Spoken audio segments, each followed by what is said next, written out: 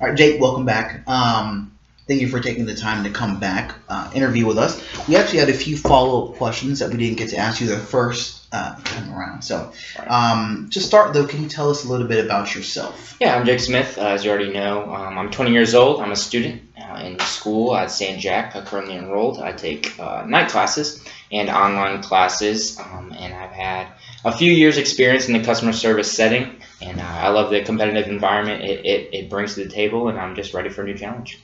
Okay, good. That's perfect because we need somebody who's ready to kind of give their best on a day-to-day. So the first question we have for you is a great manager is an even stronger leader. What do you offer in terms of leadership? Right. I was a captain of two teams in high school, football and baseball teams, my junior and senior year, actually, varsity teams. And I have a lot of leadership experience there with a lot of the guys there. A lot of people didn't exactly want to go with what the team was doing all the time, but I feel like I led by example, and they saw that and brought us together as a team. And I believe I was a successful leader there, and I can be a successful leader in the work environment. Okay. Second question, tell me what you believe would be the hardest part about working in this type of environment. Right, as I said, I have some experience in customer service sales already. I bet the hardest thing is opening the door, trying to cold call, I guess, qualify leads, new prospects, because they're not always willing to fully hear you out. They're hesitant to change their way or their style, their equipment they're using, and it's hard to just crack open that door. But once the door is open, it's easier to establish customer relations. So I would say opening the door would be the hardest part about the customer service process. Okay. How would you handle a situation in which you overslept one morning and knew you would be at least 30 minutes late for work? Right. Well, let's hope that never happens. I haven't had that yet, but things do happen. My alarm may not go off one morning. But if that would happen to me, I'd say I'd call the boss as soon as I could, let him know, I'm going to be a few minutes late. Something happened. But try to limit excuses, not to make excuses for it. Take full responsibility for it. Assure them it's not going to happen on a day-to-day basis, and you'll do your best to not make it happen again. Okay. Would you consider yourself more of a hunter or a gatherer? That's a tricky question. I'd say I'm more of a hunter, I'd say. I'd like to attack first, I guess you could say. In the work setting, I like to be the go-getter, attack the project or whatever it may be with full head of steam, not having to just lay back and conduct all of my resources, try to figure out what this person needs to help me. I'd rather, just try to tackle it myself, but being prepared as well in an organized manner. But I would say I'm more of a hunter. I do like attacking first and taking the project head on and being able to complete it successfully. Okay, good. What interests you about this position in particular? It's similar to my old job. You probably read from my resume. I was currently employed at Industrial Solutions and Innovation in the Business Development Department. And this is, to what I understand, similar job. I think customer service is. I forgot what you asked. No, I would ask it again. I would ask it. No, I forgot the question. Can you ask it again? Actually, could you repeat the question? Yes. That's not a problem. What interests you most about this position? Right. It's really interesting, the customer service setting. I do enjoy meeting new people. That's very interesting to me. Establishing customer relations, growing the business.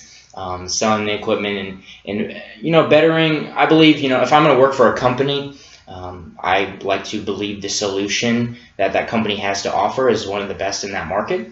So I enjoy improving other people's businesses as well through that equipment that I believe in so much that I'm putting forth to them.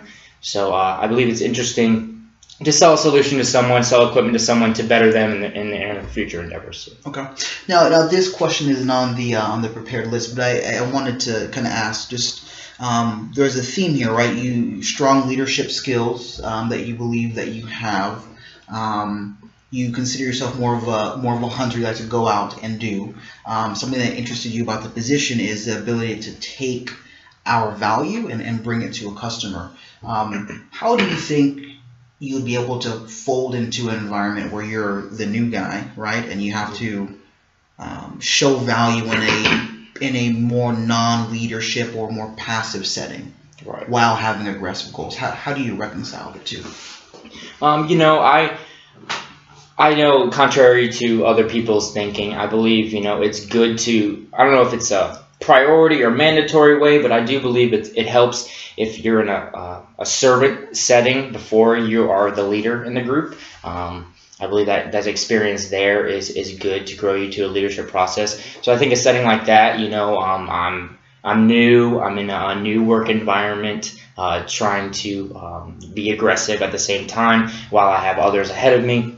Just listening to the superiors, what they need, what exactly the project entails, doing everything to the best of my ability, hard work, showing up on time, doing everything I need to be successful, and what the supervisor needs to have in front of them.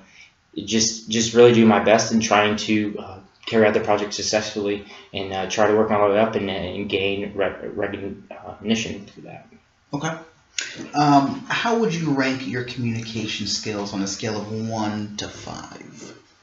I like to say 5, but I always believe there's probably room for improvement. I like to say I'm 4. I think I'm above average. I get complimented on my written and oral skills often.